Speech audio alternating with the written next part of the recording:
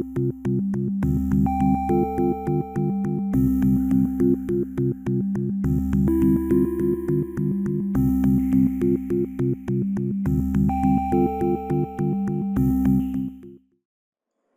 good evening, everyone. This is David Morgan, Arlington's Environmental Planner and Conservation Agent. The October 23rd, 2025 public meeting of the Arlington Conservation Commission shall be conducted in a remote format consistent with an act extending certain COVID-19 measures adopted during the state of emergency, which further extends certain COVID-19 measures regarding remote participation in public meetings till June 30th, 2027. This meeting is being recorded and the recording may be made publicly available. There's a link in the chat now where you can access the meeting materials. Please note that the Zoom chat feature may be used for questions and comments that contribute to the Commission's proceedings, and if it's used otherwise, it may be disabled at the Chair's discretion. Public comment period will follow each hearing. The Commission encourages attendees to ask questions and offer comments during the public comment period. Chuck Taroni is the Commission Chair. He'll facilitate tonight's meeting. Each vote taken during the meeting will be conducted with a roll call vote.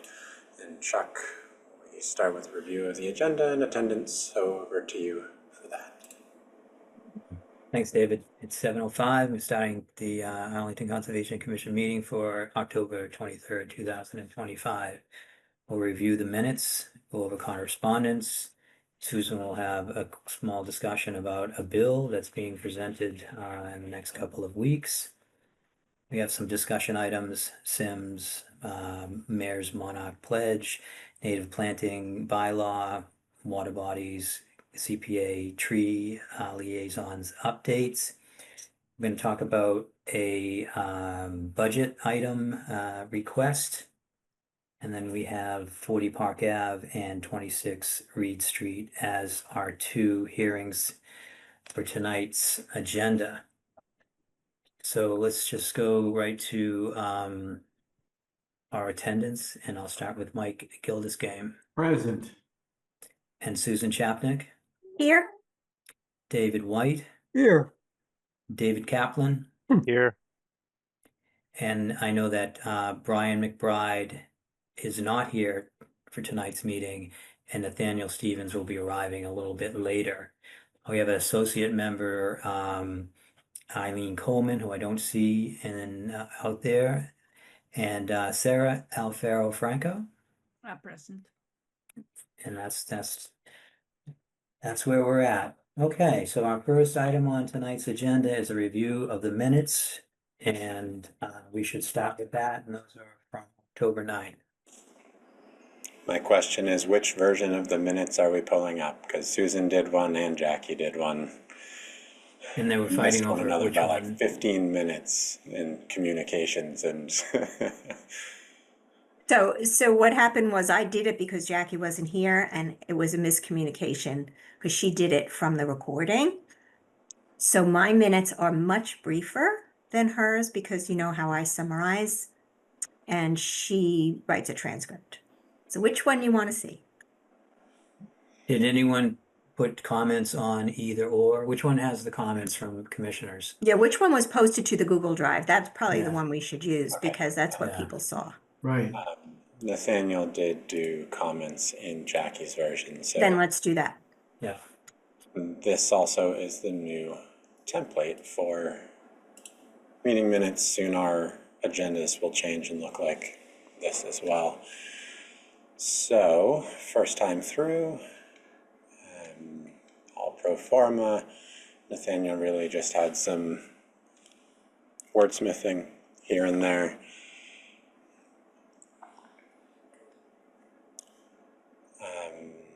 Clarified that piece that he presented on the Sims CR.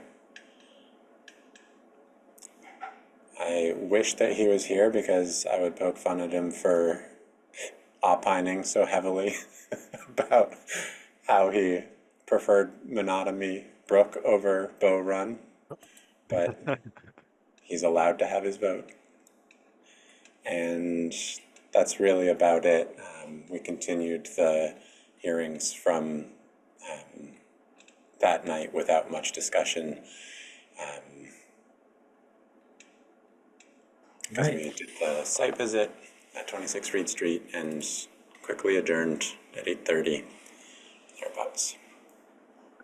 All right, so are there any other comments on the October 9th meeting minutes? If not, can I get a vote to approve? I move to accept the minutes as presented. And a second? I'll second it. David White seconds. Susan Chapnick, Yes, David Kaplan, Yes.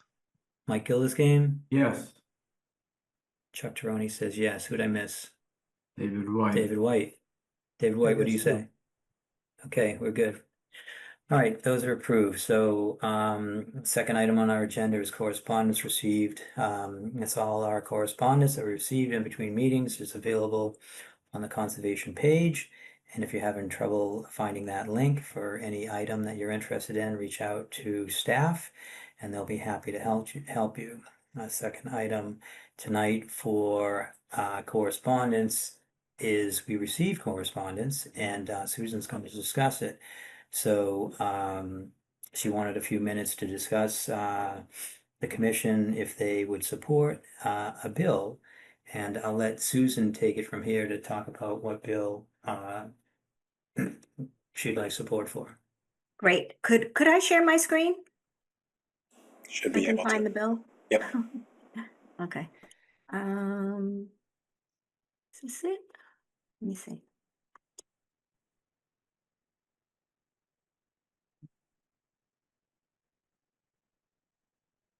Are you seeing my screen? Yes. Okay. Let's see. Let me start at the beginning. Okay, we got a request from Laura Kiesel to the Conservation Commission to see if the Conservation Commission would formally send a letter to support a bills that are in the Senate and the House right now being considered. It's the same exact bill in the Senate and the House, and they're having a joint hearing on it on 10/27 next week at 1 p.m. If anybody wants to go there in person, you have to register by tomorrow morning, and you could just look online for the number of this bill, and it'll tell you how to register. It's very interesting to go to the State House and do that. I've done it for several bills, testified in person. However, you can send in written testimony, which I would like to ask you if you would support. So, as you know, we do not allow in wetland resource areas the use of any rodenticides, and we write that into our order of conditions. We're actually one of the first or the first conservation commissions in the state to do that. We're also one of the first or the first towns to actually ban the anticoagulant rodenticides, the ones that coagulate the blood of the rodents in our town in public areas. That was based on town meetings several years ago. So what this bill would do is make that statewide, but it allows for emergency use. So it talks about, you don't have to read all the words, but I'll highlight some important ones. So when it talks about, I don't know if you can see my pointer, it talks about a definition for what anticoagulant rodenticide is, and it lists them. Then it talks about amending the general laws to allow approval for just a limited use of anticoagulants by licensed applicators for health emergencies and at single locations, indoors. So there's some controls over where it would be used, because as we know, if these are used widely outside, they harm our predators. As we know, it's caused deaths of eagles, caused deaths of native owls even in our town, and mammals such as coyotes and foxes. So it does allow emergency use, which was important for health. And then it talks about that they won't register new ones of anticoagulants except specifically for emergency use, and that they will collect information about how it's used for emergency use for the future. And I would like to write a letter representing the commission. I write it with David Morgan. Very brief letter, like a paragraph or so, saying just what I said, that the Arlington Conservation supports this in our wetland resources, that we support this statewide to protect the predators in our environment. So I'm not looking for a vote. I'm looking for like a discuss, tell me yes, no, do you think that's okay? I don't know that we need a vote for it, but so just give me your feelings. Yeah, Take the I mean, temperature of the what room. are some of the main arguments, I guess, against restricting it? I mean, I know it has a pretty severe impact on wildlife, and unintentional impact. Um, and are there any, is the industry worried that there aren't alternatives that are safer? I mean, I think it's great that they have um, they have it written in where it can Yeah, be considered for emergency right. use and for health purposes, so Yeah, it that's doesn't why they did that, I completely think. bootstrap, Yeah. that um, rodent control. So yeah, it's just get a sense of it. Do you have a sense of what the main arguments against are? So I think some of the main arguments, it's easier than than doing integrated pest management. I think it's easier for the pesticide um, advocates, because integrated pest management, if you know a little bit about that, requires several prongs. So it requires controlling food waste and controlling garbage, as well as working with the company or the municipality. Um, and I think that that's more difficult, that when there's complaints, it's an easy fix to just put a box out.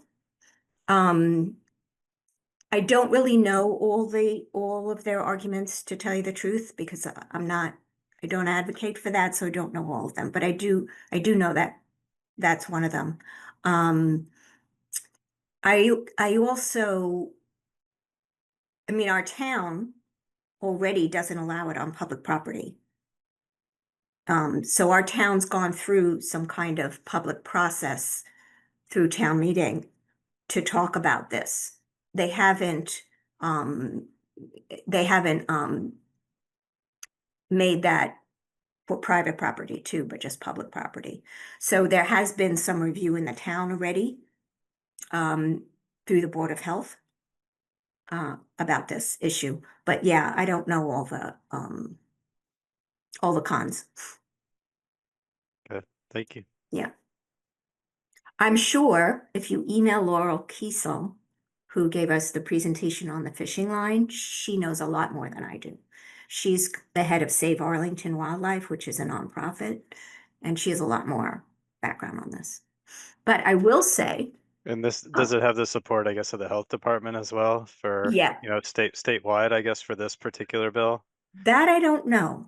I will say, if you look at all these are all the senators that support it. And I didn't put up the House bill, but the House bill has 3 pages of senators that are supporting it. And that's really indicative of a bill that's gotten a lot of review and very positive, because I've looked at bills where there's like 3 or 4 people who sign on. And Sean Garbely, who's our rep in Arlington, he signed on. I checked to see if his name was there. All So, right. and I forgot Okay. who our rep is. Is it Catherine Finneran? But who's our rep? Who's our senator? I forgot to check if her name's here. Catherine Clark. Well, No, Catherine Clark's a senator in the federal, but in the state house, I forgot her name. okay. That's terrible of me. It's Cindy Dave Friedman. Rogers. Cindy Friedman, that's who Cindy it is. Friedman, sorry. Cindy Friedman. Let's see if she may not be here. I might have to email her and tell her to. Yeah. Oh, there Oh, no, she she's is. there. There she is. She's right there. All right. Well, I won't ask any more questions. I don't Yeah. want to No, it's okay. compromise Chuck's record here. No, I think it's good. Anybody else? Can I just go around and ask you if you agree that we can write this letter representing the Conservation Commission, Chuck? I can't hear you, Chuck. I think you're muted. You're muted. Chuck. You guys missed all my great comments. I'm sorry about that. Aw, I think that gee. it is consistent with what the Conservation Commission has been doing. And I think we did lead the charge on rodenticides. And I have no issues supporting this. And I'm glad it's going throughout the state. Great. This passes. Mike, Go for it. David Kaplan, Makes sense to me. Let's do Oh, it. yeah. No, David White and David Kaplan. sure. As a member of the commission, yeah, I'd support it. Thank you. And who else? What Sarah, about I'll ask Sarah? you for your opinion. Yes, please. Okay, thank you. Absolutely. All right, Susan. Can you David, take the screen down? I assume you're in favor? You'll write Me? this with me? Oh, David Morgan. Okay. David Morgan, sorry. Absolutely. Okay, David. thank you. Thanks, everybody. I will stop sharing now. All righty, moving on. So the first discussion is Sims conservation restriction. I'm not sure why that was on there and spelled out that way, but Nathaniel's not here. David is something I need to know. I was going to skip that. Sure, I see him shaking his head. The Mayor's Monarch Pledge, sign on vote. Who's presenting that? That's me. All right, David, here we go. So I think months ago at this point, the select board endorsed the Mayor's Monarch Pledge, National Wildlife Federation initiative, generally to promote pollinator health and ecological land management using the monarch, sort of their charismatic mascot, and the ask to town boards and committees and civic groups, nonprofits, etc. And you can actually see the kinds of signers here that we're recruiting. Are asked to do a number of actions. You can see sort of in the graphic here, the summary version, and in more detail in this checklist. I think that the Commission's actions, especially on invasive plant removal and integrating monarch conservation into plans, are eligible actions for the Commission to take, and would hope that you would be willing to support signing on. The only reporting requirement, really the only requirement whatsoever, given that these things would be continuation of our existing activities, would just be to summarize very briefly, 1 to 3 lines in a report to me. I would probably just generate this report on the Commission's behalf and say that, we have the Land Stewards Program, we continue invasive plant removal through that, we have CPA projects afoot where we've considered native plantings and so on and so forth. So I think it's very low-hanging fruit and something nice to do in support of a town-wide initiative. Stop there and just ask for your support voting to participate in this. But David's We got a have question. David White. Yep. So what Judge? should we be doing to support this, and what positive action should we be taking to implement this? Do you mean the pledge in general or like the Commission I'm not with specific the commission. actions? What should we be thinking about doing? I absolutely welcome any activity on any of those actions. Let me share my screen again. If you wanted have, to do more. So our native plant list, do you have like milkweed as an option? Yes, definitely. Okay, so we could encourage that more at our conservation meetings. Encourage Yeah, I mean, stewards to, encouraging Arlington residents to plant pollinator gardens at their homes and neighborhoods. So that's just something we do through permitting. So Yeah. that is another one we could check off there. It's a good point. David, I had a question about that because, like with the tree program, I'm wondering if there's any incentives for local landowners to receive, say, milkweed to plant on their property. Is there any program for that? There isn't. There was a resident a number of years ago who came out of the woodwork and offered to just buy tons of milkweed and give it away to people. I don't think anything came of it. I think it was just sort of a brief idea, but there are other other volunteers like the Arlington Mass Invasives Group, ARMI, and friends groups, etc., the garden club. They all grow and sell or give away milkweed and other native plants and have participation in those programs. So there are others in town who are picking up actions like those. In the middle there, the select board did their formal proclamation. It's also something we could do, I suppose, but it's not necessary. We've got 3 others on the list that we're fulfilling. Susan, I see you have a question. Yeah, I just wanted to comment that I think we do a lot of this in our permitting projects. Obviously, we're not doing it in areas that are not wetland or conservation areas, but we are, invasive plant removal is always whenever there's any replanting in our permits, it's always there. I was also going to say, I really like the idea of giving away milkweed. I think that's a great idea if we Yeah. could maybe pursue it. I grow milkweed. I got it just from, tubers.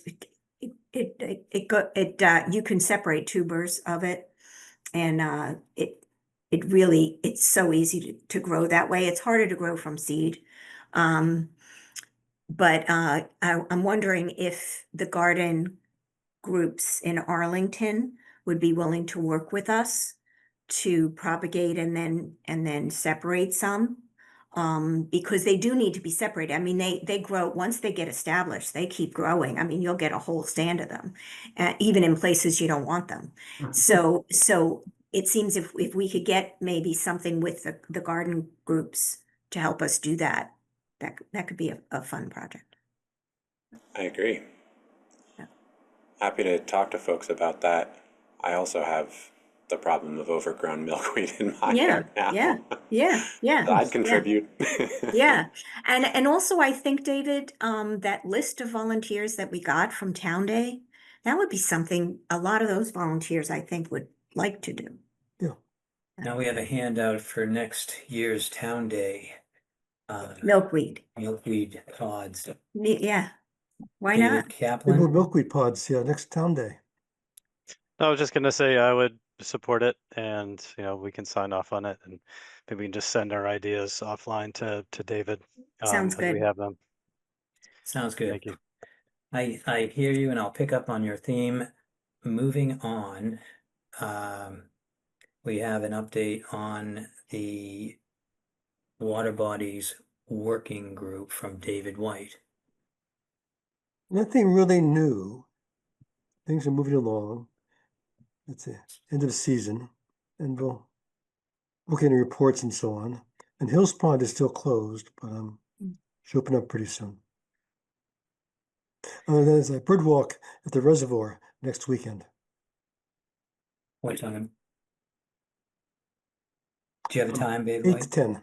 8 to 10. 8 to 10 at Meet the at the reservoir beach. for a bird walk. Excuse me, I didn't hear that. You're meeting where? The meetup spot?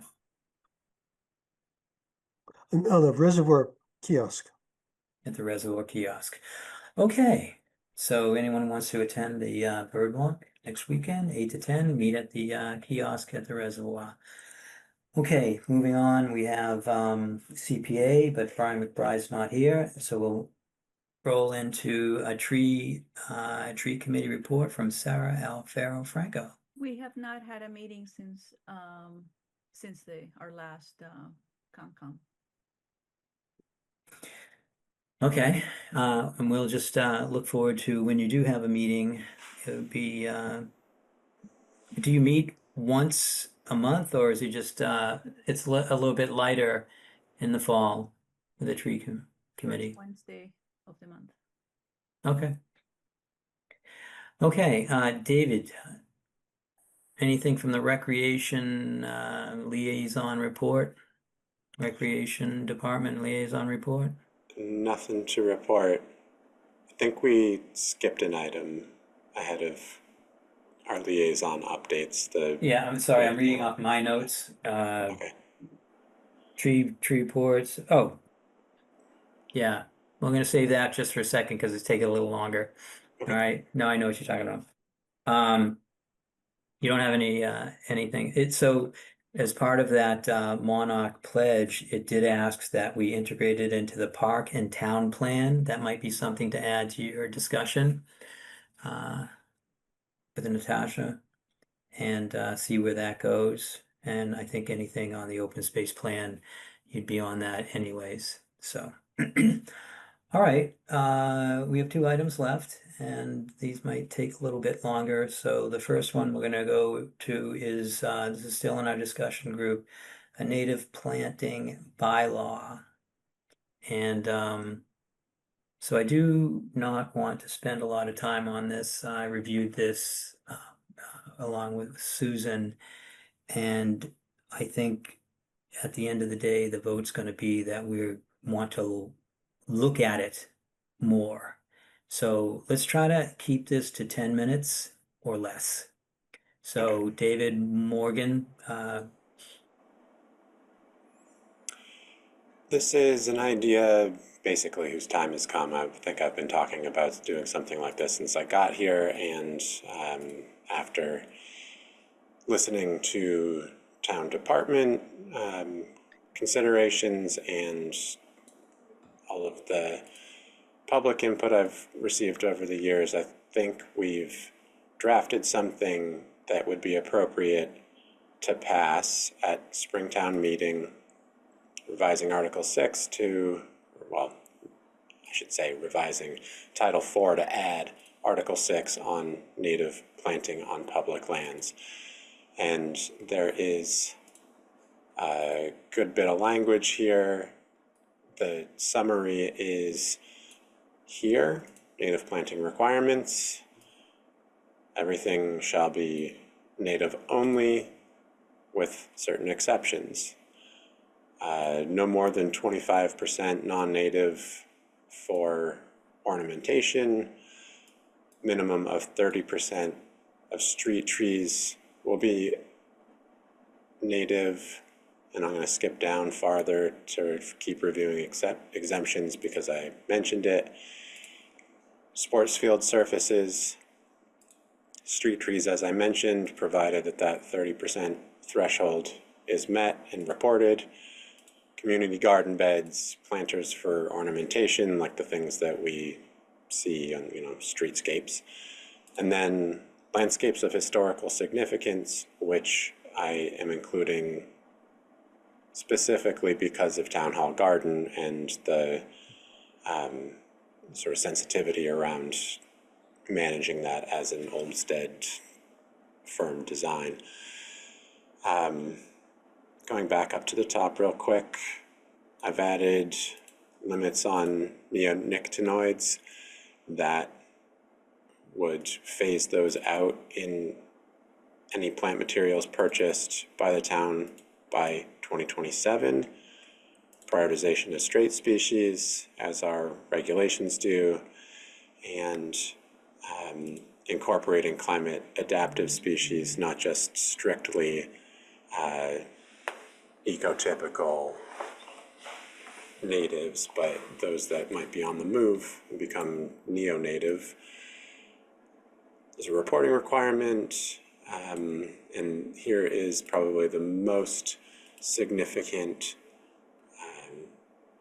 section in terms of our proceedings. I, as drafted, suggested that Concom would promulgate rules and regs to follow this. So this would be the ask of Concom. A, do you think it's a good idea? B, are you willing to support it? And then C, are you willing to put the shoulder to the wheel and think about what rules and regs might mean come spring? Let's see, how long did I give us? No time limit. So in theory, we would begin in spring after this gets passed, presuming it passes, and then it goes off to the AG for review, and then we would have some time to work on the rules and regs to follow. I think that's everything. So David, did you run this past anyone on the commission? Or who did you work with to get it to this point? I drafted this myself. I have done it based on conversations, with folks, including commissioners, open space committee, tree warden, other members of the public. I mean, it's coming from a lot of different corners. What's the time frame that we need to have a finalized draft for spring town meeting? So the warrant article language is just at the top of that document. I think that's all that we need to submit. And I'm uncertain of the timeline. It's either like by the end of the year or the start of next. So, right, so there's time. Yeah, there's Okay. months for sure. Okay. And you started off, and I'm going to open this up to everyone. You started off by saying this is an article that its time has come. So I want to understand that a little bit more. Can you just expand on that, and then I'll go right to Susan. Yeah, a number of neighboring municipalities have passed native plant bylaws. Somerville beat us to the punch with one that's pretty comprehensive. And as I said, that this has been on the table for a number of years, at least part of the discussion for as long as I've been in town, for going on 5 years. Additionally, we've done the public land management plan, open space and recreation plan, even the master plan has mention of this kind of a warrant article getting developed. So now we're in the comprehensive plan update phase, and this one hasn't been checked off the list yet. So before we move on from the old plan, thought I'd take a flyer. Okay, and this would this stop people, residents in town, from purchasing any plants they would like to moving forward? No, it's just for public lands.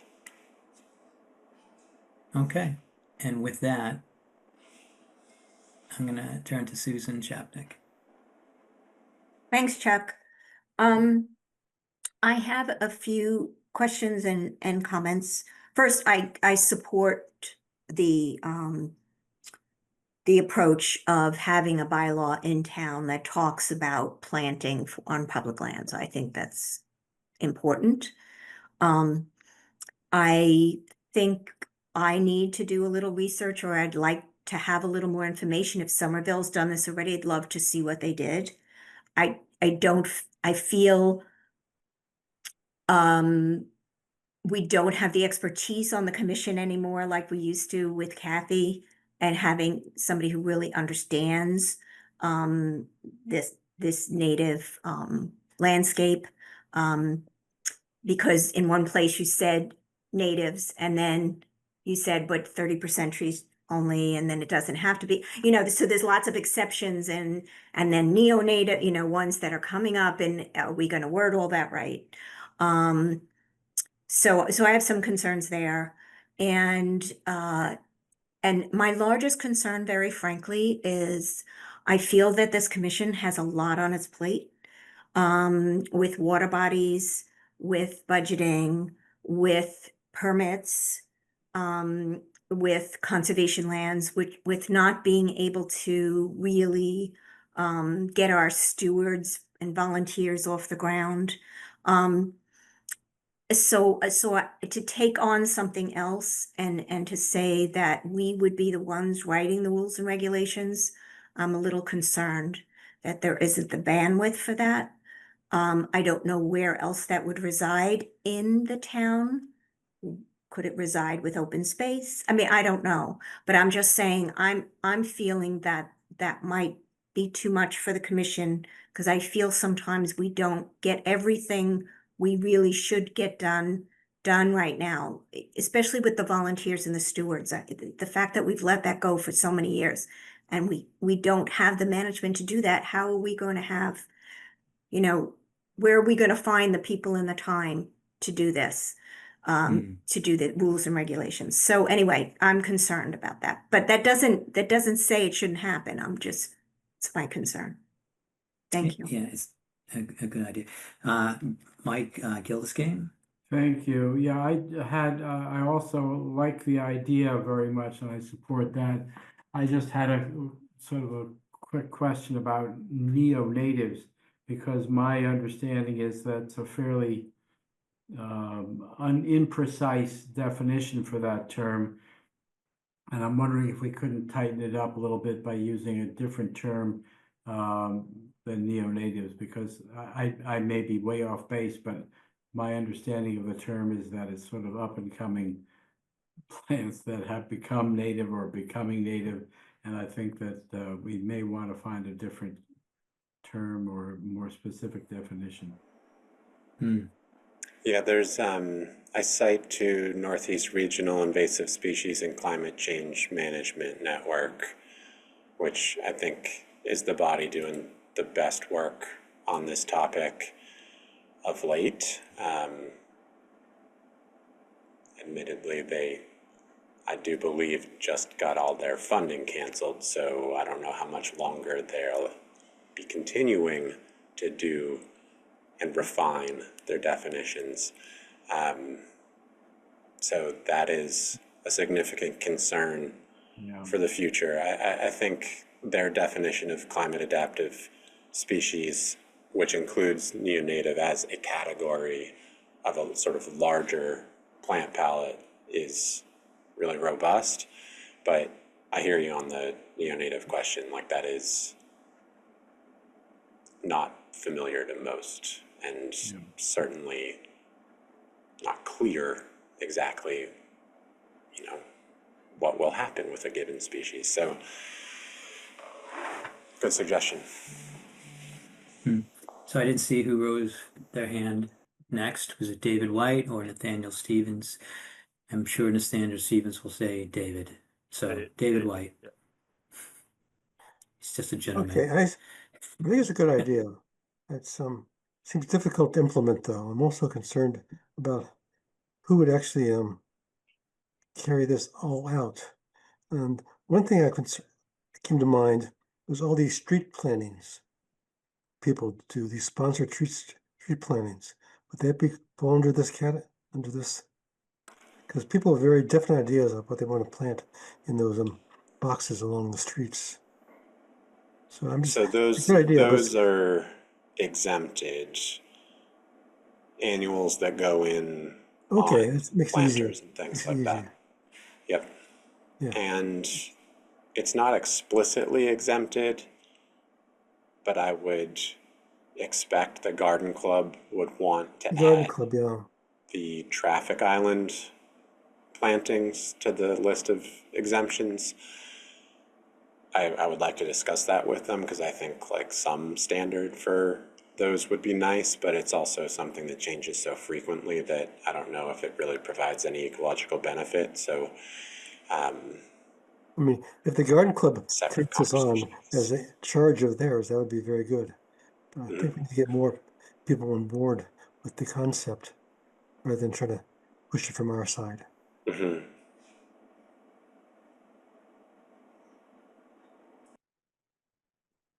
A lot of outreach, I think. Sure. Is that all set? No, yep, sure. And Nathaniel. Thanks. I support the concept, but echo Susan's concerns too about just lack of bandwidth for us. Two questions. I think the street tree exemption is a little confusing. I just don't know how that will work since it's saying you're exempt after 30%, but like per year. I mean, that's gonna be a hard provision to apply, I think, in practicality. And secondly, once the Conservation Commission issues these regulations, then what? Are we then in charge of having to enforce them? And what's the general enforcement mechanism of this? I don't see anything about enforcement in there. I know there's probably something in the general bylaws about enforcement of compliance with bylaws, but I'm just, what's the thought process behind these regulations and who's going to enforce them and the bylaws? Bylaw Good itself. question. I don't have anything on enforcement in here. I think this ultimately is a considerably low bar for the town to meet. In the first place, the street tree thing, we regularly plant like 60% probably year over year of native species, and I lowered it to 30 in this proposed draft because the tree warden wants the flexibility, with nursery ordering, like the stock is maybe not always available. There might be conditions that need, to be met that the native trees available can't fulfill, etc. So he asked for flexibility on that, and I was happy to open up that requirement a bit. And then when it comes to places like parks and fields and whatnot, almost all, well, let's not say almost all, a significant portion of the lands that are in Park and Rec's holdings, for example, are already in conservation jurisdiction. And so the Concom regs apply there. And so we're really talking about places like Turkey Hill, Mount Gilboa, not just limiting ourselves to Park and Rec lands, but like any public lands that are not within wetlands jurisdiction. And for the most part, I would say those are the minority of public lands. So I think that when it comes to enforcement, there's rather little that actually needs to be done to accomplish this. And I'm not really concerned about the town not following through. So that's why it's an afterthought, but it's a good point, and I'm not aware about any general provisions, so it'd be helpful to better understand that and, talk it through with legal, et cetera, about where exactly does this sit if we pass it. Sure. And before we go on to another round of questions, it seems like this needs to be discussed, and we do have a couple of things on the agenda tonight. I don't know how we're going to do this, but I'm just saying what I'm hearing is there's a lot of accommodations made. There's no enforcement. It's really not tied to anything, and we're letting invasives in. So are we really just doing this to do a checkoff on the box of requirement under our open space plan that hadn't been fulfilled? Because it doesn't seem to be pointing in any particular direction. I think it would improve the accountability that the town has to do ecological land management and install ecologically appropriate plantings. I think it would also be a nice educational opportunity to forward or like move forward this topic in sort of public consciousness, saying the town's committing to planting native species. The hell does that mean? You know, and we have a conversation with town meeting members, people in their precincts, etc., about what that means and the benefit of it. So I do think that it would be useful in places that are not open spaces, like if we were thinking about rain gardens, for example. Like those are not exempt, they're not traffic islands, they're not planters on the streetscape, they're permanent infrastructure that should have durable native species planted in them. So, you know, it would apply in cases like that.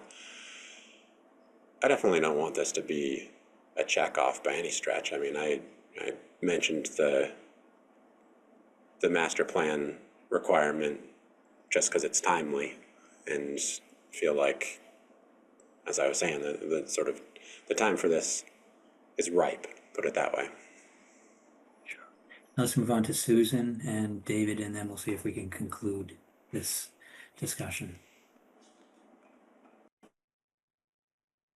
You're muted, Yeah, Susan. you muted, Susan, yeah. I'll keep this quick. I have a few more questions, but like, for example, and we shouldn't even discuss them, but I'll just throw them out as issues because I think this needs another discussion. I think we should talk about invasives, and that the trees or whatever that's planted, that's not the percent that we're requiring to be native, can't be listed invasives. You know, we have to have something like that in there. I don't think the trees should be 30%. If you're really trying to put natives forward, make it at least 50%. And if they can't make it, then have them have a good excuse for not making it. I mean, there's no enforcement anyway, but have them make a statement, we couldn't get it from the supplier this year or whatever, but then 50% is their goal. 30% goal is nothing. And I would love to see Somerville's, because I would like to see some examples. I do think this is a good approach. It may not fall in the Conservation Commission's purview, maybe, but I'd like to have another discussion about it with more information. Thanks. Oh, and when do we need this done by, David? If you want to put it in for a town meeting bylaw. We've got a couple of months to think about. Oh, okay, so you have time. Great. Okay, thank you. David White. I suggest a working group of various parties, the commission, and the tree committee, Park and Rec, and so on, sort of talk through the details, how's it implemented. I think it's too much to put on David Morgan as an individual. I think we need a group, the community, to work together on a plan. It's a good suggestion. You have had separate conversations, but we haven't done that as a group, so I think that's a good idea. All right, so we'll talk about when this is going to come back to the commission at our prep meeting, and you guys, because it seems like all this needs to happen first. Everything we talked about, get a little more formalized, and then put it back on the agenda. Of course, have Somerville's draft or plan up there also, so we can review that. My last thought would be, again, I agree. Our bandwidth, there's other things I would prefer this Conservation Commission does first, and kind of, I believe those are part of our regulations. So I don't believe at this point that the Conservation Commission would be the best place to administer this. Have you thought of expanding the role of the tree committee? Have you thought of setting up a new group such as the tree committee when they first started? That has become a wonderful committee to be on, and they are very active. I think with their success, those things may be possible. They're already a committee that understands how to administer and to handle violators and keep keep people's feet to the fire. So I'll just leave it at that, and we'll bring this forward again, David. And I appreciate all your work. It's a good idea. Thank you. All right, so we wanted to move on just quickly to talking about the budget. So is it Julie Waymans? I was gonna say Waymans. Julie Waymans. She sent out an email. I received it. I believe Susan received it, and they want there was like a deadline, November 4th, to have just a brief understanding and within a few words. That's how I took the spreadsheet of what a budget would look like if we were going to ask for one for FY27.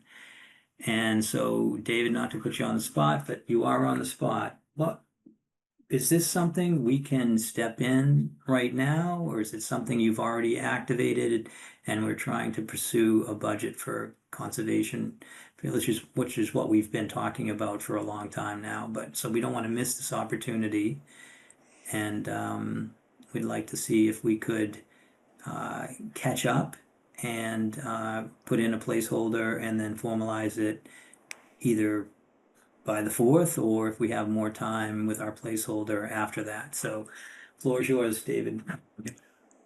First, I'll say I'm happy to submit whatever proposal the commission wants to advance.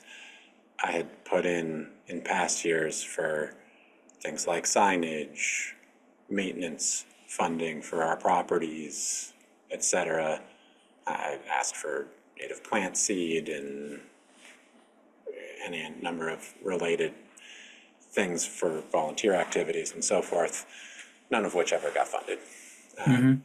So I have, figures at hand that we could work into a budget.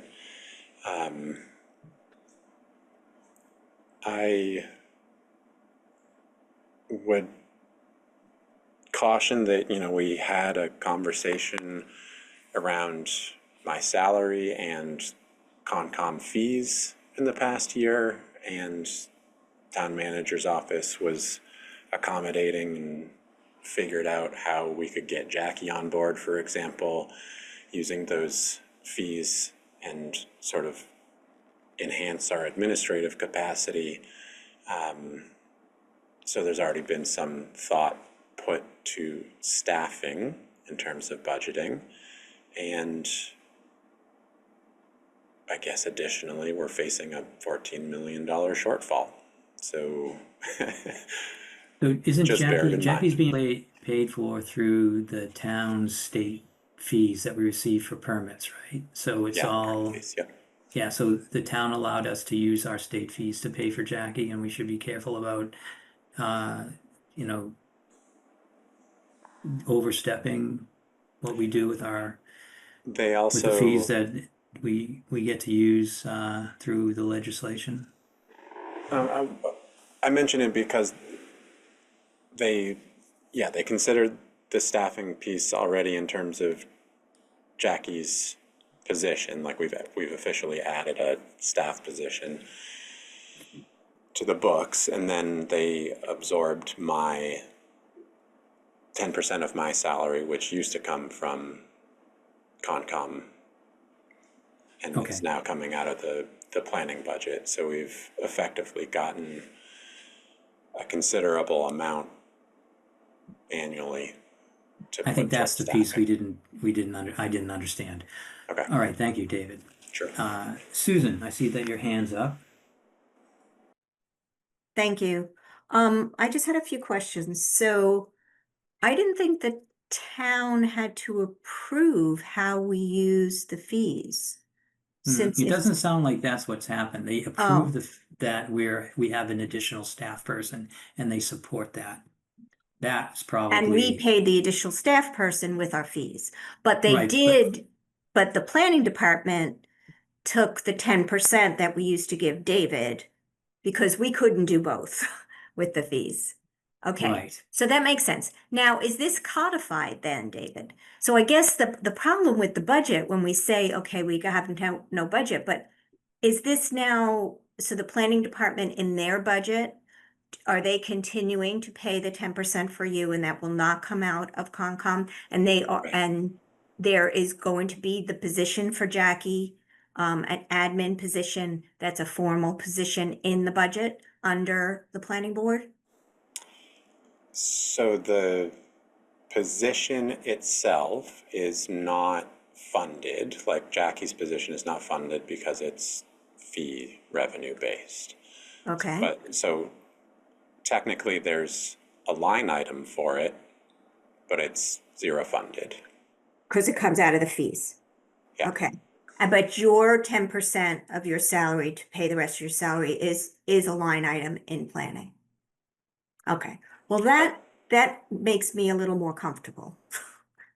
I still would like to propose, maybe Yeah. you do the same budget you did last year, even though we know it's not gonna get approved. Because the fact that we have no budget has always been an issue. We have no budget for signs, we have no budget Right. for our volunteers to buy them seeds. We have, it's crazy that we have like not even $200 in budget. So Yeah. why, I'm always afraid to put in the same old tired budget that I put in last year, and I'd like to amp it up a bit. So I do think we leverage Jackie's position.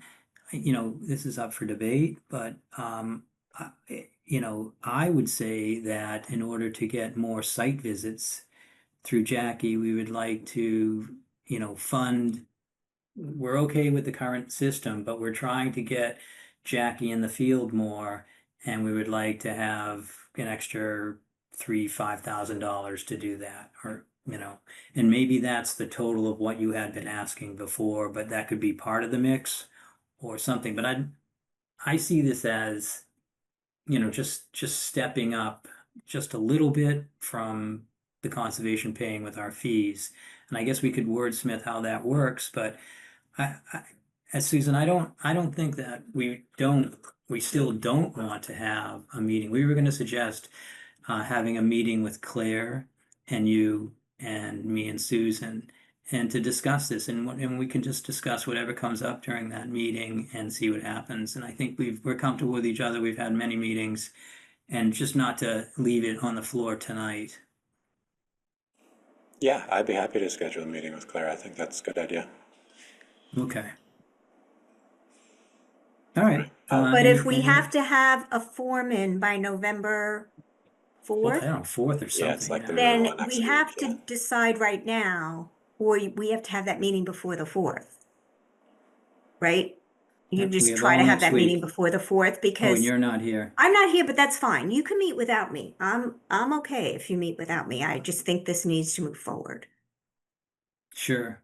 Yeah. I'm okay if we want to make a meeting without, And David, maybe you can Susan. just send to me and Chuck what you proposed last year that didn't get funded, just so we can see what that is. Like Chuck said, he wants to do something a little different, so. That sound good, Chuck?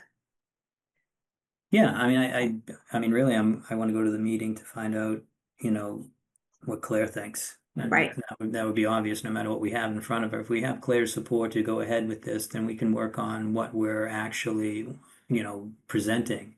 Right, and I saw Nathaniel put a little thumbs up before, and Nathaniel, he could speak for himself, but he and I had tried to get funding for years. We've never Yeah. got funding, so I think we still have to keep at it.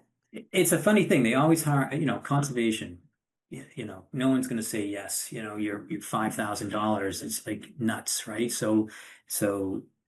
But, and I'm not picking on traditional recreational sports, but going outside and walking around the park and walking around the reservoir, that's also recreation to probably more than 2/3 of this town. So I do think that, conservation for a lot of reasons should have a budget, and we're just looking for something small.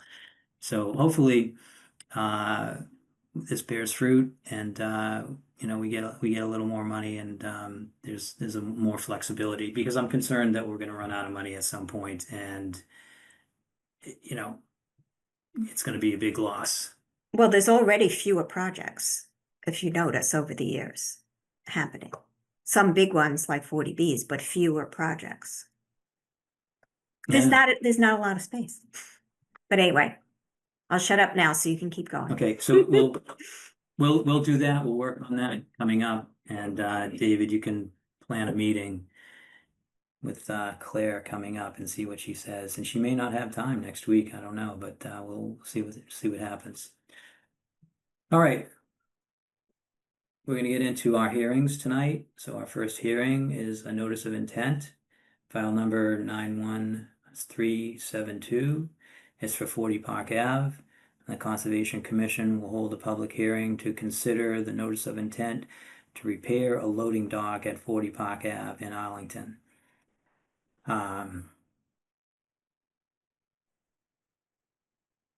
Yeah, in Arlington area, blah, blah, blah. I have to go to my other screen here. So there we go. Area proposed to be altered includes the riverfront area and the buffer zone adjacent upland resource area associated with Bank to Millbrook.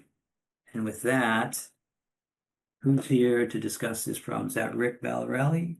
I see Yes, Rick good on the evening, line. He looks everyone. like he's ready to talk. Is anyone else here? And Nick. All right, so unmute Nick. And is someone going to present here tonight? Introduce yourselves for the record and take it away. Sure, Nick, I can start. This is, good evening, everyone. My name's Rick Valarelli. I'm here representing the owner of 40 Park Ave. And that brief description is right. We're looking to repair a loading dock in the back of the building to bring the dock to a proper height so a truck can use it. Nick is also with me from VHB, and I can turn it over to him to present some plans and walk us through the project. Sure. Thanks, Rick. Nick Scully again from VHB, 101 Walnut Street in Watertown. Is it all right if I share my screen?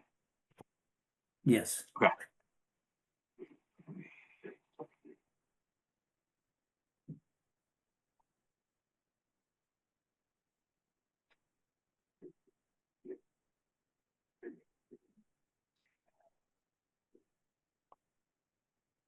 Hopefully you guys can see this now. So this was what was submitted originally. So what we're looking at is 40 Park Ave is this small building sort of here, right off of Park Ave. Mass Ave is just sort of planned south. There is the site itself is only 0.17 acres.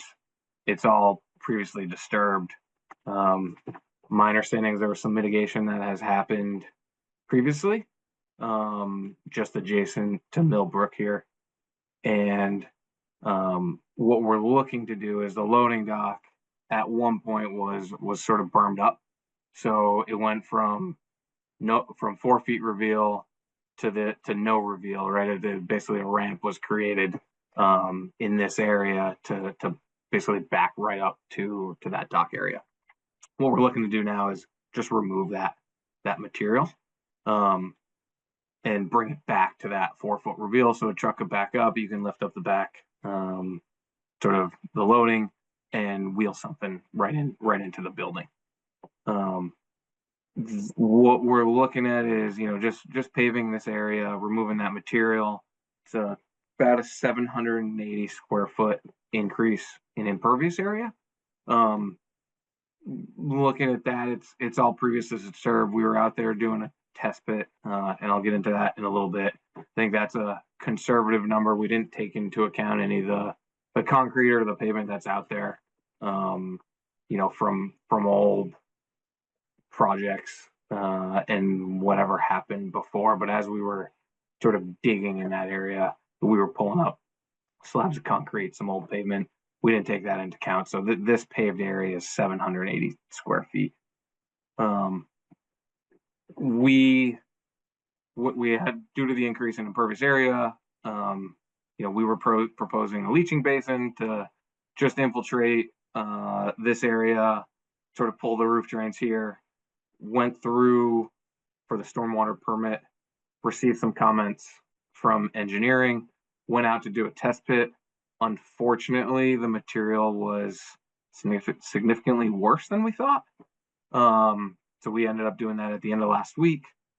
Just submitted some new plans, and David Morgan, I don't know if you saw those, which submitted those today when I was able to rerun some numbers. So can you guys see the revised plan now, or do I need to reshare? I can see it. Okay. So the material. Can you enlarge it a bit? Sure. So this is the location of the test pit that we did. That's where we were proposing the infiltration sort of leaching system. All silt. The groundwater was 8 or 9 feet down, so not an issue there, but not suitable for infiltration whatsoever. So what we're proposing now, just based on this material, is just to take these areas that weren't previously landscaped and loam and seed. Happy to discuss whatever mix you guys sort of are talking about, but clean up this back area here. And from stormwater perspective, rerun the numbers seems to work from peak rates and a volume standpoint, just by sort of getting rid of that old sort of chopped up pavement and concrete and actually doing some real sort of rehab back here. Needs some love. But we resubmitted that today, so expect to go back and forth a little bit with engineering on that. I also just want to share, I think it's helpful to see the aerial and what that looks like. And I can sort of talk through. Let me know when you guys can see this as well. Yep. So you can kind of see this is that berm that we're talking about removing in this area here. You can kind of see the shadow, but it's, some of the mitigation had happened in the planting, but the rest of this area is still in rough shape. So pave a small portion of that and then do some landscaping to clean up around that and just beautify it a little bit. So I think there's still some work to do with engineering, but happy to, wanted to at least start this tonight, introduce you guys, and hopefully address any questions you guys may have on this one.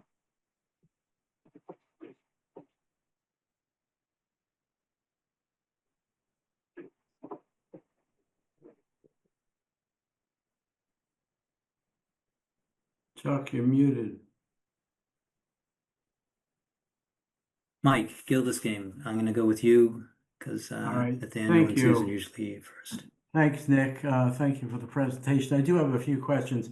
It's my understanding that the owners of this property also were going to do some work on the south, I guess, east side of the stream, the other side, the Mass Ave side, between the stream and the buildings there. And I'm wondering if that's included in any of the plans that you presented, and if not, when we're going to see that as well. The other question was about the parking area. There was a designation to provide some barriers to keep people off of the 50-foot or 100-foot, I guess the 50-foot, 25-foot zone of non-disturbance. And last I saw, there were no permanent barriers there, and I don't know if they're going to go in last or what the timing is. So those are two questions I have to start with. And I also noticed that there were some trees planted, which is great. And I also noticed that several of them appear to be dead. So I assume those are going to get replaced. Yeah, I was not involved in that previous work, but I did discuss this with Rick today. Maybe he's more suited to answer sort of that, the work you're talking about. Sure, absolutely. I mean, I wasn't either, but if there's plantings that were on the mitigation plan that are not in, that are supposed to be in, we'll obviously make sure that's done before we are looking for any certificate of compliance or anything like that. And then the barriers for the cars are not in yet. But again, like we haven't really pursued compliance on that yet. And I think maybe going forward, maybe it's best if I take over that previous plan that was approved, so there's one single point person on these two different items. And and you can, you know, I'll work hard to get that stuff done. Great, thanks. Just to follow up on the Mass Ave side of the stream, is there some activity going to be going on there to clean that up? You know, on the other side, I don't know if there was anything previously agreed to do that. I'm not really quite sure what the other conversations were. Are you looking for some work to be done over on the other side of the street? Well, there was a whole lot of trash and stuff disposed on that side of the stream close to the buildings. And I think I recall that there was some initial discussion about some work to be done there, but I may be mistaken about that. If I can interject real quick, I know that it was originally proposed as part of the scope for restoration after the enforcement order went out, but was never pursued in terms of the plan that LEC put together. That was all just on the 40 Park Ave property, and then there is like a piece of it that is actually the P&D Realty building that's to the south there. It involved their land, but it was all on the northern side of Millbrook. So I think what happened was they just focused on that bank and abandoned the plan for a cleanup on the opposite side. The original order did not include the Mass Ave side of the stream, is that correct? Right. So that's off the table. All right, just wanted to be clear. Yeah, again, I'm lost. I don't know who raises their hand first. I'll go with this Daniel Stevens. Which I think Susan did. I'll defer to her. Thanks, Nathaniel. So there was an enforcement order, and David Morgan, it would be helpful for us to have seen that, because I don't remember all the things that were in the enforcement order. So there's two things. There's an enforcement order and a new NOI. And we get confused, you know, when these things continue so long. So I would like to see the enforcement order at some point. I'm sure we're going to continue this discussion. I do appreciate from the applicant's representative that they're going to take over that enforcement order, because then we have one point where we can, you know, one point of contact where we can ask questions and get a response. That would be great, rather than having two. So that's one piece. The other piece, the new NOI, I like the idea about cleaning up that area around the loading dock and putting in some vegetation, instead of doing an infiltration system. I always like kind of native solutions. That's great. I just was wondering if you've done the engineering to make sure you can infiltrate enough water there in those spots, given the volume you have, you know, and how big those areas are, because I can't quite tell visually. So that was my question there. Yeah, so those are the numbers that we just sent out to Okay. engineering. And they're actually, some of those are on the new plan that was submitted today as well. So I didn't see that. Okay. So yeah, just got Yeah. submitted just because we did the test pit last week, which showed we couldn't actually do that leaching basin. Okay. So we'll go back and forth with engineering for them to confirm our numbers are accurate. And then we'll submit whatever we get from them, sign off to you guys. Great. Thank you. Sure, Nathaniel, that's you. Thanks very much. I echo Susan's and others' appreciation of trying to clean up this area a bit. I think because there are two consultants involved, I think inadvertently, in my mind, this application is trying to sort of double count some of what the mitigation planting was needed, was required in the enforcement order and the plan. that was submitted by Dan, I think it's Dan Wells. I forgot he was at LEC, but I would like to see that plan superimposed on the NOI plan, so we have a better idea about what's so we're not double counting as well.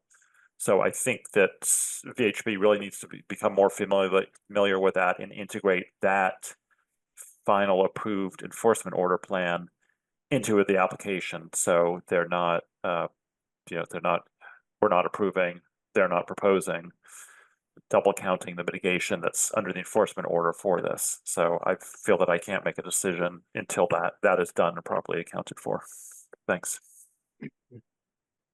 And so it was, okay, David Kaplan. Thank you. So I'm looking at Google Street View and I'm seeing, if you could put the plan back up, if you wouldn't mind, just seeing a tree in the old Street View image on the northwest corner of the building, what the area that you're proposing to replant, I guess. Was that one of the trees that was taken that triggered the enforcement and the planting along the shoreline? So was that tree no longer exist? Yes, Mr. Kaplan, this was taken in July of this year. You can see kind of these smaller trees that I believe were planted as part of that enforcement order and restoration. So I think doing that overlay will definitely help. But this is a pretty recent aerial. Right, yeah. So I guess on the northwest corner of the building there, let's see. Yeah, so I guess that tree no longer exists where you, but I think in general, if engineering's on board, if that I think that approach could work, just creating more native habitat and building out the buffer a little bit between the enforcement replanted area and the loading dock. I think that makes sense. I also wanted to, I guess, to ask about you call it previously degraded. I know there's a pretty, it's a pretty strict definition for what complies as, I guess, previously degraded. There's no topsoil at all. It doesn't grow any plants. Can you just confirm, I guess, what the material is that makes up the loading dock now, and how that was determined, I guess, to be considered previously degraded? Is it supporting any plant life? Is there any soil at all, or is it just like you said, kind of rubble or gravel and you know no horizon, no soil horizon? Yeah, we have that test bit that sort of went right adjacent to that, so I can put something together and send that over to the commission. Okay, thank you. Well, that's all I have. Sure. Any other questions?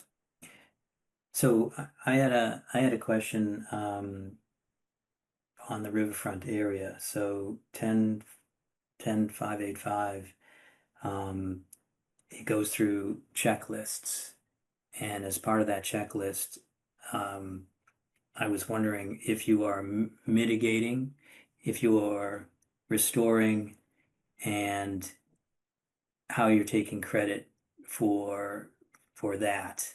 And if there's a document in here, I see where you've written work in the riverfront, but it doesn't look like it's worked through all of A through G. And let us know how you've met each one of those standards. And if it's not within this documentation, I'd like to request it. But I'm thinking that you told me that the existing structure, or I'm sorry,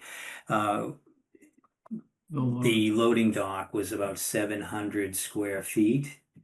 And if you're restoring the area, I guess around it, which is kind of tagged on to David's question, then it would be a 1-to-1 restoration. But if you're mitigating, it would be 2-to-1. So I was wondering about that, and I just wanted to make sure that you understand that turning these areas into lawn with native planting mix is not restoration. I guess it would be mitigation, because 10.585 F4 requires planting of herbaceous and woody species. So that's what we would be looking for. And again, what David's saying is, what exactly was, degraded? So absence of topsoil, junkyards, abandoned dumping grounds, that kind of stuff. So it would be great if you could, let us understand the quantities that are out there, and then come back with us with a chart, and then how you're going to meet those standards. That would be very helpful to me, at least.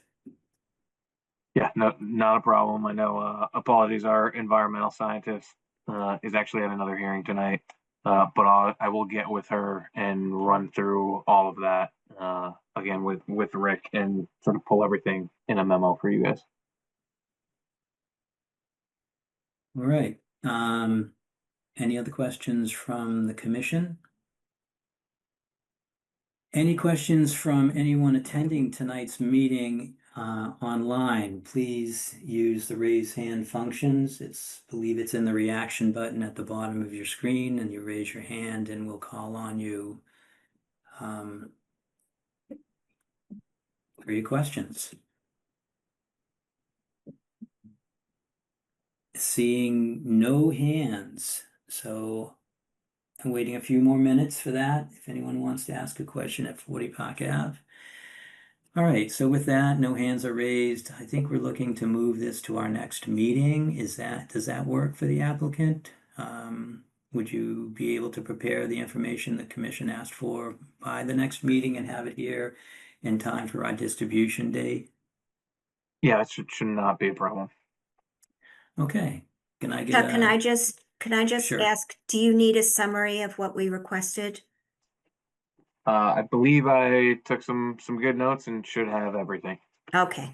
I guess one question for David Morgan, if I could, would you mind sending whatever the latest and greatest enforcement so I can just do that overlay? Thank you. Sure can, yep. Okay, our And, next and the meeting is, accompanying plan, not just the or enforcement order, but you'll need additional documents. Yeah, I actually have it open on my desktop right now, and will note to send it to you, Perfect. if not tonight, by tomorrow morning. And David, please post it with the next meeting's material Yeah. documents for us to see. Thanks. Yeah, I'll do that. all right. So I'm looking for a motion to continue this hearing to November 6th. And So moved. so moved. I didn't see who Second. that was, but I can have a second. Nathaniel Stevens seconds. So say that was Kaplan. That was David Kaplan, yeah. Okay. Mike Gilderscane, Yes. Susan Chapnick, Yes. David White, Yes, Nathaniel Stevens, Yes. David Kaplan, Yes. and Chuck Teroni says yes. All right, thank you, everyone, and we'll see you on the 6th. Thank you. Good Thank night. you. Thank you. everyone. All righty. Moving right along, our next hearing is for 26 Reed Street, DEP file number 91373. The Conservation Commission will hold a public hearing to consider notice of intent for an addition. The Conservation Commission, an addition, a porch, and hardscaping at 26 Reed Street in Arlington. All areas altered include the mixing some of my paperwork here. Nope.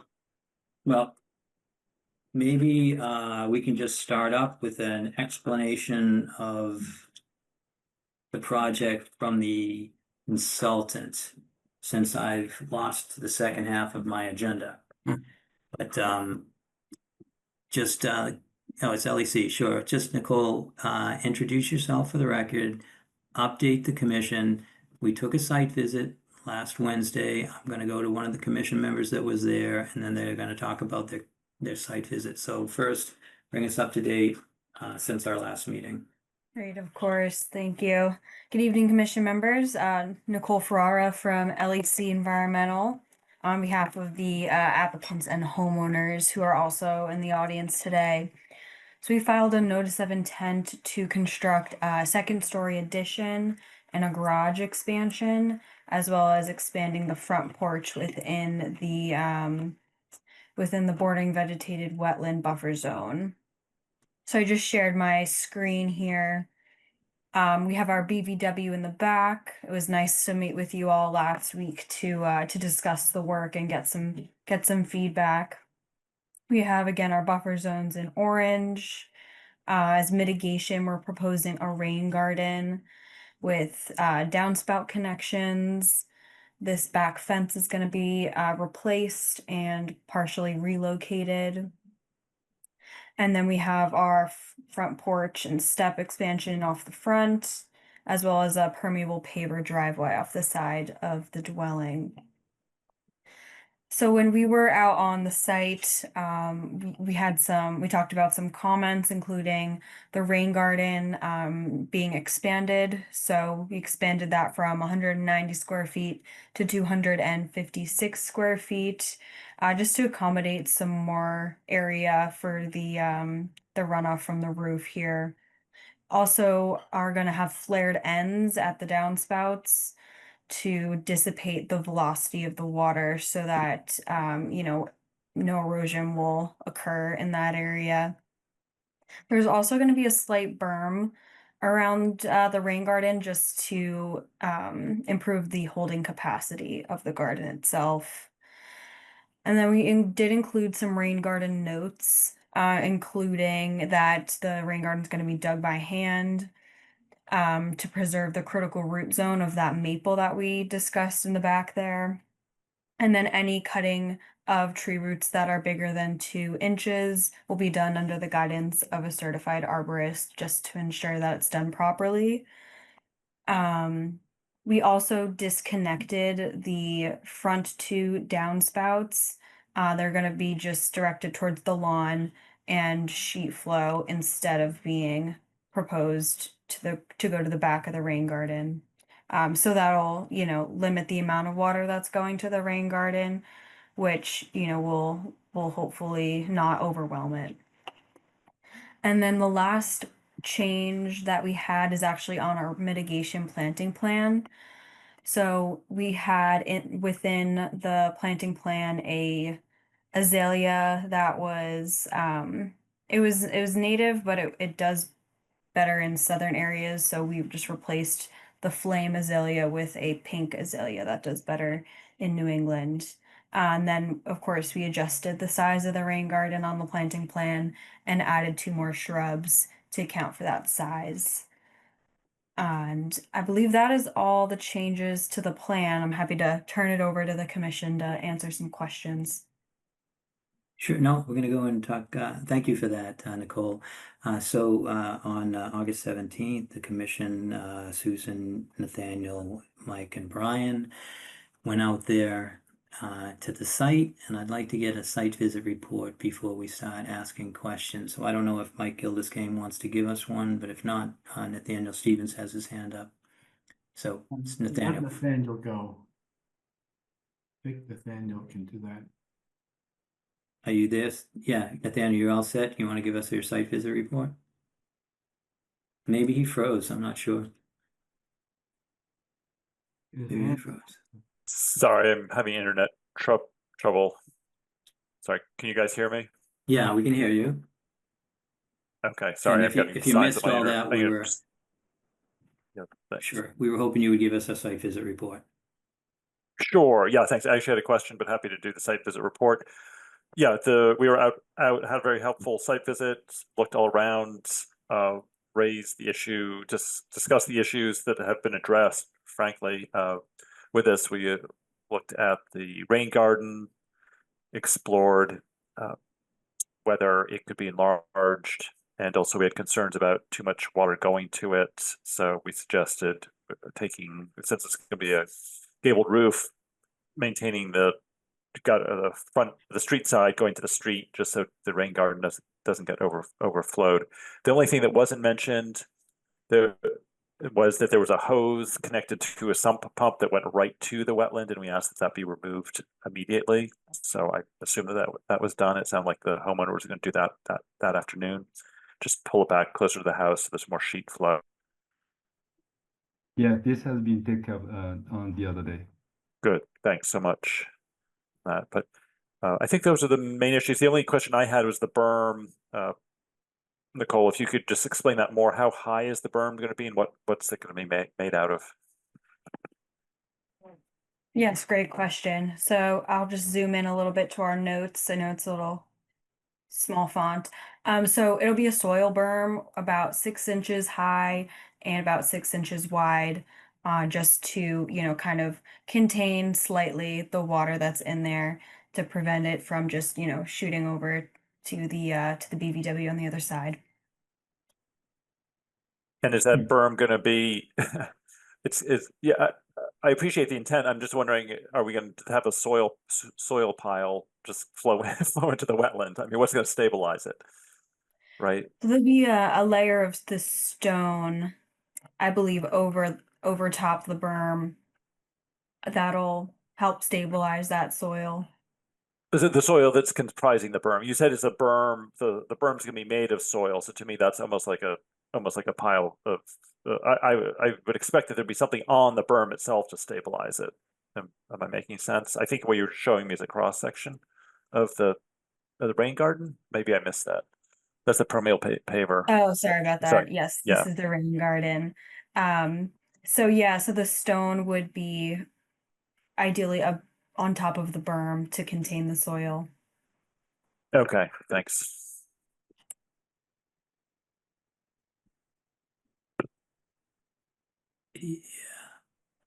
Yeah. That's curious. That's left some questions in my mind. Susan Chapnick. You're muted. I was muted, yeah, Yeah. sorry. So now the berm has gotten me questioning. I'm not in favor of a soil berm, unless it's really stable. I think that the water's just gonna wash it right out. If you made the sides of the rain garden kind of come up a little and you put some vegetation on that I would consider, because the vegetation would hold it in. But I'm not as comfortable with just, some rocks, crushed stone and soil, because you get a lot of water in there. It's just going to flow right into the BVW, which is right there. So I'm a little concerned about that. And I just wanted to mention one other thing that we mentioned to the applicant, in the front of the house, which is still within 100 feet of BVW. There is an invasive tree, a tree of heaven. That's a very large tree. They're not going to remove it. It's a mature tree, but it's putting out saplings all over their yard. And we said, you should remove those because you don't want them to propagate. So we made that suggestion. Yeah, so those are definitely to be removed. Thank you. Yeah. And I will also say that the owners were very open to all our suggestions, and in my mind, want to be good stewards of this area near our conservation land, near our jurisdiction. So I thank them for that. Yeah, sure. Just put one more note in the front yard. Once remove those stuff, eventually, in addition to the vegetation from the front porch, the front yard all grass. So it'll be the grass, the lawn. So those definitely will be removed. Great. So I guess I'm still concerned about the berm, Nicole, in case you have another. And I see Dave Kaplan has his hand up too, so he may have some ideas. Yeah, Nicole, I mean, did you want to address Susan, or you want me to go? It sounded like you were about to speak. Yeah, I don't can wanna cut you chime off. in. Very open to what this berm is going to be. It was the intent to prevent too much water from leaving the area. Can certainly do a vegetated berm where it's just soil and then, the native vegetation kind of holding everything in place. Would definitely be open to that as well. Yeah, no, I think, I echo Susan and everybody else's concern, I guess, about, the flows coming into it. It looks like there's a lot of contributing area. And I don't know to what event this garden is sized for or anticipates to assume before it does overflow. So I would recommend, like, if you are going to put a berm, making that like a more of an armored berm that flow can pass over, that it's not going to erode. Or if you're going to stick with the soil berm, to create some kind of armored notch in it that's sized to allow water to leave the garden without eroding or washing away the soil of that berm. Um, so yeah, just a couple of things to consider. Yeah, and I think that was, you know, one of my original concern for the design. But yeah, kudos for making it bigger, and I appreciate the other changes that you made. So thank you. Yeah. I don't see anyone else. I have a few questions. I'm going to talk about the berm too, and just piggyback on what David Kaplan said.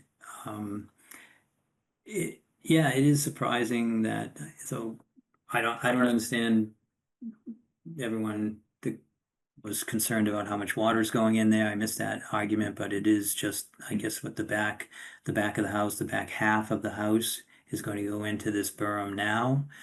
And I It's think you also the could have, sump pump truck. That's what we're concerned about. It's the sump pumps going in there too. how often does that go off?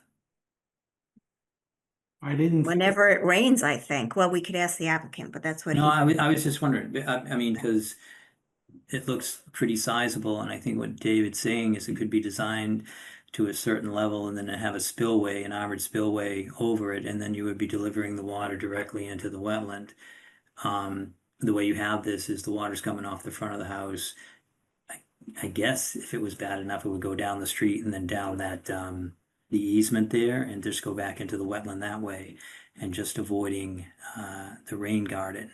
So, it's all getting there, but you know, I missed a lot of that argument and discussion. So I'll just stick to the berm, which is if you design this with a spillway that was armored, not only in the rain garden, but on this outside of it also, then the water level, when it got that high, it would just spill out and the rest would infiltrate. And you could have two zones, like a wet zone and a dry zone around the edges. Uh, that's all I'm going to say. I wasn't here for the rest of the conversation. I'm going to move on to, I read the minutes, and in the minutes it said that there was a discussion around a 6-inch gap at the bottom of the fencing, and I wanted to know if this is turtle habitat behind the house, or I know it's like connected to the wetland, but is it known to be turtle habitat? That's Nicole. Yep, so it is not mapped by natural heritage as priority or estimated habitat. So presumably there's no mapped habitat back there. So- There's turtle crossing signs all over that neighborhood. So they see Yeah, I'm turtles. sure there's Yeah. I'm sure there's snapping turtles, but in terms of like rare turtles, Right. It's not mapped. But we still have the gap underneath the fence just to allow any wildlife to get through. And you're okay with 6-inch gap? Yeah, the 6-inch gap. So the neighbors actually, I believe, don't have a fence on their side. But there's not much on the other side that the turtles would be getting to. I believe a 6-inch gap is pretty standard. Yeah, for turtle habitat. So for the commission, was this throughout the fence area or in a couple of spots? I mean, I think the regulations talk about every 50 feet, and turtles will just throw their shoulder against the fence and walk along it until they find an opening and pop in or pop out. And just to make sure that we're clear with the applicant of what we're expecting here. It will, it will, through the whole fence. The whole fence is raised 6 Yeah, inches. except that those posts Yeah. area, the posts are gonna stick into the ground. Chuck, I just had one additional. Sure, yeah, Mike, I just wanted to clarify that the hose leading from the sump pump is not going into the rain garden. Is that correct? Nicole? The sump pump, that is going, so there's a pipe right here and that'll go Right. into the rain garden. It will go into the rain garden. yeah. Correct. Okay, just want to clarify It that. looks like, yeah. Well, I do want to let the commission know that I oppose the 6-inch gap underneath the fence. I think that 1 or 2 spots is enough. I think that a 6-inch gap can allow everything out there. Young children, small dogs, big dogs, coyotes, all that. Uh, you know, it might have turtle signs up there, and there's probably turtles, but I don't think you need to leave it open in a way that it's not really even a fence. So, We do actually have a 4 to 6-inch gap, so a little bit of wiggle room there. If the commission prefers, we could bump that down to 4. well, the issue is that we'll look for this, whatever the decision is, within the certificate of compliance process. So I just wanted it to be clear. If the applicant's fine with it, then I'm not going to, well, I am jumping in, but I think 1 spot or 2 spots would be sufficient along the back and maybe not the sides.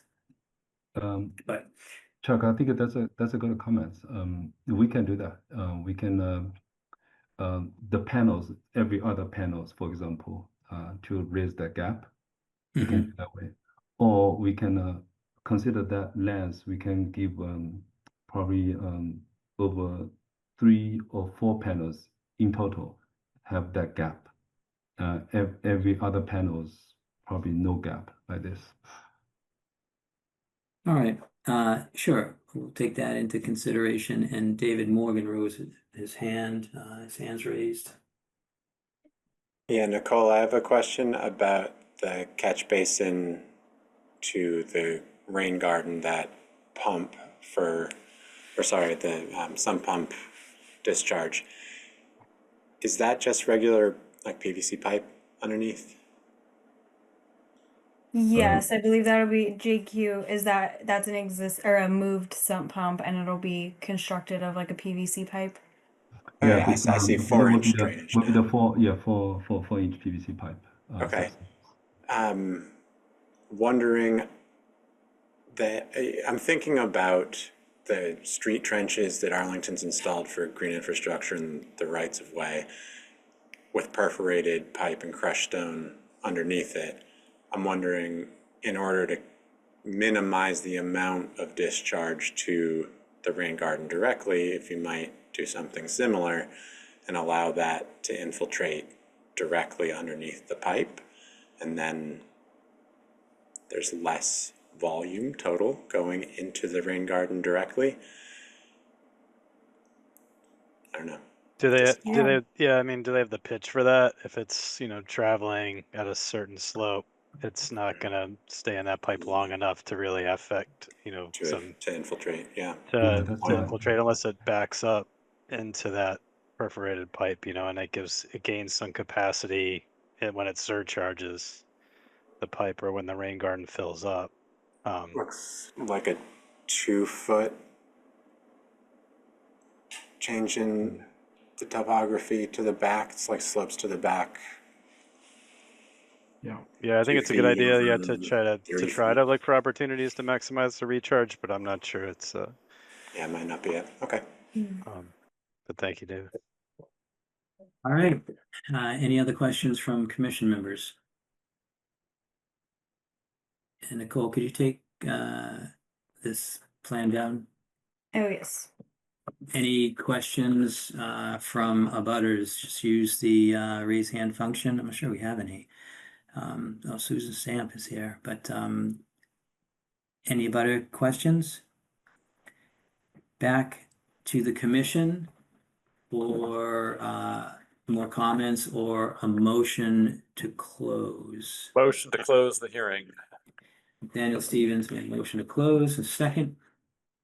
I'll Second. second. I would say Mike Gildersgang. Susan Chapnick.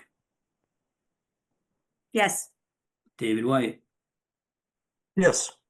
David Kaplan. Yes. Mike Gildersgang. Yep. Nathaniel Stevens. Yes. And Chuck Chironi says yes. All right. Let's discuss conditions for this project. And I'm just going to throw out there, does anyone agree with my my efforts to manage this defense at the base, 4 to 6 inches, just in 4 panels, which was supported by the homeowner. Yeah, Chuck, and correct me if I'm wrong. Were you saying that, what constitutes? So you want that gap in every 50 feet? So is that? So I was looking into the regulations because Susan always comes up with 6 inches or something like that, or someone does, and I always say, well, 4 inches when it's not turtle habitat. But Right. Susan saw the signs. There are turtles in this area, so Right. it does say 4 to 6 for turtle habitat, but we want to be practical here, and if you're going to lift the entire fence of 6 inches, it's not much of a fence, to be honest Right with you. now, Well, so what's the minimum, I guess, amount of panels that, according to the rate, if that's 50 feet? I don't know what the run of the fence is. Is it, Nicole, can you remind us how long that fence run is? Let's see. Our plan actually doesn't show the length of that. Okay. Let's see. So if it's, I think if it's a like, very weird fence to have gap tooth up and down, up and down, up and down. Very yeah, weird. I'm just trying to make it like less wonky, Very I weird guess, for fence. the owner. So if one panel does it, then one panel Yeah. But could, you I'm know, just, So I can't cite the section, but it does Yeah. it does It's say, and 4 I inches can all okay, around. provide the so information Chuck, that you're it's- trying to make it, because you're a construction guy, you're trying to make it better for the applicant who already agreed to do 6 inches all the way across. No, I'm So not. I'm trying to get the commission to understand the regulations. Okay, And which so but if it certainly- says 4 to It 6, says the gap or one-way gate are placed in intervals of every 50 to 100 feet okay, to facilitate movement in turtle habitat. oh, okay. But So, Yeah, yeah, but I am a others he's construction guy, exceeding that but standard. So what's wrong with him exceeding the standard? Yes. there's nothing. I'm okay with that, but it's not much of a fence if he wants to exceed the standard.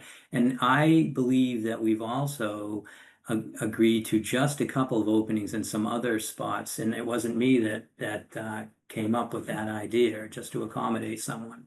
So No, I agree with you that it's not necessary, but if you have an applicant that's willing to go over and above, like they're planting 5 trees instead, but they only need So to how plant did 2. This that? fence, So Why not? I get it. How did that happen though? Was it the commission's suggestion and he agreed because he We wants a said 4 to project? 6. If they chose 6, that was their decision. We said 4 to 6. Well, I'm just Yeah. giving all the Yeah. information, Yeah, which yeah, yeah. means I hear it you. could just be every 50 feet. And if he knew all that, would he say, hey, I see. I'll do the Okay. whole thing? Yeah, okay. Got it. So Yeah. Good that's point. where I'm Right. at. So maybe he didn't have all the information. I hear what Yeah, you're saying. we need to educate Yeah. the public, and we don't Mhm. need to get everything when it's not needed. I mean, Sure. I feel like if you open the whole fence up, you're gonna actually have a lot more things inside than outside. So anyways, that's out there. I'm not gonna fight over it, but I did take a look at that, and I think that we would be within the regulations to accommodate just a few panels. all So right. maybe what we could say is we could write an addition saying the fence has to be a minimum of, every 50 feet or whatever we're gonna say, every 50 feet, 4 to 6, raised 4 to 6 inches. Yeah, that And gives that gives him the gives option, option to right? do it. Yeah. Yeah, is a minimum. yeah. Oh, that sounds good. All right. I think that's a good compromise. Yeah, and thank you, Chuck. I don't think I was aware of that. Mhm. Yeah, So, thanks for pointing us to those regulations. uh, committee, just to clarify, my lot overall, the front length, I think is 50, no, 80 feet. So on the back side, approximately 80 feet. So if we, so minimum every 50 feet has an opening, then I would say we probably look at the 2 panels that I have raised up. Yes. Yeah, I'd agree Yeah. with that. Okay, that sounds good. Whatever's easy. And then I think we need a condition about the berm. We need to settle on something that sounds reasonable. Yeah, I mean, I think we should give them some design leeway, but I think the Right. ultimate goal is that the berm, that the rain garden is stable, and Stable. the outflow from the rain garden doesn't cause any erosion, past it and especially into the wetland. So I think it just has to be designed in a way, and I don't know if that's, um, you know, we have a condition in there where it's monitored for a year or two, and that needs to be documented for, the certificate of compliance that it's holding up. Um, That sounds but yeah, good, actually, that, that it's monitored. Well, if it's vegetated, we usually make them monitor it anyway, but to monitor the integrity of it, I think that's important. Yeah. And they're gonna have monitoring anyways with the rain garden, so it's not Right. that it's just add to that rather than Right. creating a whole new monitoring scheme. Right. I'll make a motion to issue the permit with those conditions, just special conditions just discussed. Mm-hmm. And a second, um, I'll second. David is White there any seconds. public comment or? Meeting's closed. Oh, that's right. Yeah. Okay, thank you. Sorry, yeah. Hearing's closed. Yeah, the hearing, sorry about that. Susan Chapnick. Did you ask for discussion? This We were vote? just discussing. Okay. I thought you get a motion and a second, and then you Right. ask for discussion, and then you do a vote. That's only Because after the I just have one more close. point when this was going very quickly, I'm sorry. No, that's Um, fine. So The mature Chapnick- tree that they agreed to hand dig, do we want to make that a condition? Or because they verbally said they would do Oh, that? good point. Yes. Yeah, I thought that was included in writing Is that someplace. included, Nicole, in the, Yes, that's yep, hand digging? it's Oh, just- included. Okay. If it's included on the plan, then I'm okay. Right. Okay. And then, but what happens if that tree dies? Non-compliance, they got to come back. Then that's just a non-compliance, so we don't have to condition that. And I also wanted to ask about, it's probably the O&M of the pervious pavement Right. to make sure that Yes. stays pervious in perpetuity. Yeah, right, that should be, yeah, I thought we had a standard condition for pervious Yeah, we pavement probably do. maintenance, but yeah, good point. It should be ongoing, along with the mitigation. It's part of mitigation, so it should be condition in perpetuity. Right. Yeah, I Our just had a standard question condition about is Susan's per O&M comment. specs. Susan, if the tree dies, what is your concern? Is you would have to tie it to this project, wouldn't you? I mean, if a disease occurred or a lightning strike or something, I mean, what is what you're looking for? If it, I guess then you would have to prove that it died due to the root damage. Because what we're trying to protect in this is protect it from root damage. It's going to Sure. have root damage, even It's if gonna you drown. do hand, Yeah. and then die it's got water sometime, too. damage. So it might be fine. But I think Nathaniel's right. If that doesn't survive, just like if the plantings in the rain garden don't survive, over time, well, no, that's not an enforcement because the rain garden is monitoring. Anyway, Well, the I don't rain know, garden, because I don't rain think you could garden, prove it. Yeah. Mediation. the rain garden will be a continuing condition Oh, in a continuing perpetuity. condition, right. You're right. Yeah, because Okay. it's mitigation. Any mitigation should be a continuing condition. Okay. Because So you don't why get to don't you- rip out the mitigation after 3 years. Right, Yeah, so you could put in a condition that said there, in perpetuity, there always needs to be some sort of native tree within the rain garden. right. or Well, the tree that's there within- is not native. And But- it's not in the Well, rain. we're upgrading. But if they, you know? if it dies, it would be nice that they put a native. I don't think, I think that's stretching it beyond what Yeah. we could do because Yeah, it's yeah. an existing tree that seems to be Right. mature Right, and they're doing everything possible to make sure that it survives. right. So we have monitoring the rain garden and hand digging around the tree. And Yeah. then 2 panels, 4 to 6 inches, operation and maintenance plan in perpetuity. I forgot one, I bet. Or was that it? I think that's it. And then our other standard ones about our vegetation monitoring for 3 seasons. And And no replacement, rodenticides and all that. right, and no pesticides. So those are our standard ones, so. Yeah. Okay. And Nathaniel, do you want to just? I'll thanks. renew the motion with those additional special conditions. Sure. And David White, do you want a Second second? it. Great. Susan Chapnick, Yes, David Kaplan, Yes. Mike Gildersgame, Yes. Nathaniel Stevens, Yes. David White. Yes. And Chuck Chironi says yes. Great. Okay. Thank you, commission members, for your time. We appreciate it. Thanks, Nicole. thanks, Yeah. Nicole. And thanks for Thank being you. so thorough. We appreciate it. Thank you, everyone. Thanks. Thank you. Good Right. night. Hey, it's just 9 o'clock, Chuck. 9 I o'clock. know. Dave, your bet was spot on. Yep. You nailed it. Dave, yeah. Yeah, Alright. I willed it into existence. So make a motion then. Well, as long as no one's here, oh yeah, one is here. Mhm. No other items that people want to talk about? If not, can I have a motion to adjourn? So moved. Second. Second. Good night, Second, everyone. all right. We just Good wave. night. That's good enough. Thank Good you. Good night. job. Take care. Unanimous. Bye.